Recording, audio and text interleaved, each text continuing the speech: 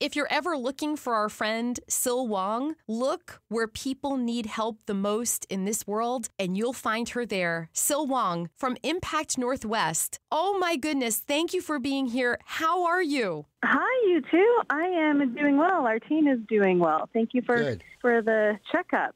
Oh, man, been thinking about you nonstop. What is it like where you are at this moment? You're in Poland, right? Correct. In fact, right at this very moment, I'm in Semish, Poland, which is a border town. It is one of the key border crossings from the Ukraine, but there are quite a few border crossings all through Poland, but this is one of the busier ones. So what is it like? I'm sitting in a square outside right now. It's a beautiful city, but all over the city, all through Poland, you'll see refugees coming with their suitcases. The refugee centers, or the reception centers are what they're called here on the border towns, are accepting anywhere from 15 people all the way to thousands of people. We're talking about multiple thousands, more like 10,000 people in some of them. So they're full. They come from the border, and Poland puts them on buses to these reception centers where they can get warm and they can get food and they can get the necessary hygiene products and things, and they can stay there. And then at some point, they are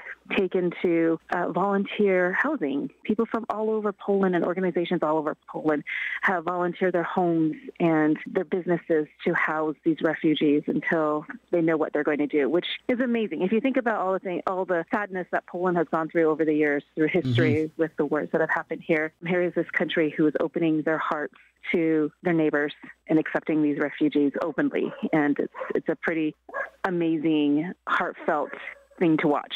So speaking of hearts, what's going on in your heart when you see all this? Oh, I get very emotional. I'm a big baby. I look like I have a hardcore, and I've seen a lot through my years. And then I get to looking at each person in their face, and I think of the story that they have, each person in that room, in those warehouses. They're warehouses that are turned into evacuation centers, refugee centers. And I think of each person and each one of their stories, and my heart breaks. But what they've gone through to get there, some of them have traveled for days in the cold to get there. Stories of people who, having to say goodbye to their husbands and fathers and not sure if they're ever going to see them again. It is gut-wrenching for sure. Sil, I want to know if you feel afraid, because let's face it, you are probably on one of your most dangerous assignments. And how does your faith play into that? So people ask me all this time when I go and do my disaster relief work and humanitarian work, and I think God gave me a little different level of fear, like fear level in general. Yeah. I know that sounds a little odd, but, I think when God puts you in something, when he's created you for something, and you know this is what you're supposed to do, what have I to fear? And Chris Tomlin's song of angel armies going before me. So whom should I fear? Like, what should I fear? And I know that God always puts circumstances in my life that he knows I can handle with him. So what should I fear? And it doesn't mean that I don't ever get worried at times, but I also know who to take that worry to. Woo! So that's my personal story of how God uses me and talks to me and works through me and changes me through these things. But that doesn't change that my family gets quite worried. My friends think I'm crazy. But I don't have to worry. And so that was before coming here. But now that I'm here, my team members have gone across the border into the closest city. And truthfully, these are many hour-long drives from Kyiv. So we're actually quite far from the actual war zone itself. And I didn't know that coming here. So actually we're quite safe. And my family is quite reassured by knowing this now. Well, that's good.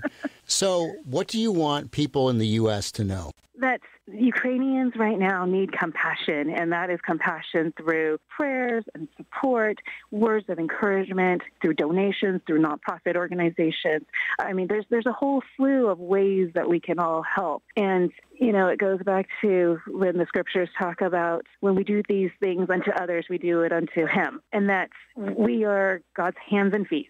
And what we do to others, it's doing unto God. So keeping that in mind, refugees come from all over, whether that's from Syria or Afghanistan or if it's from Ukraine.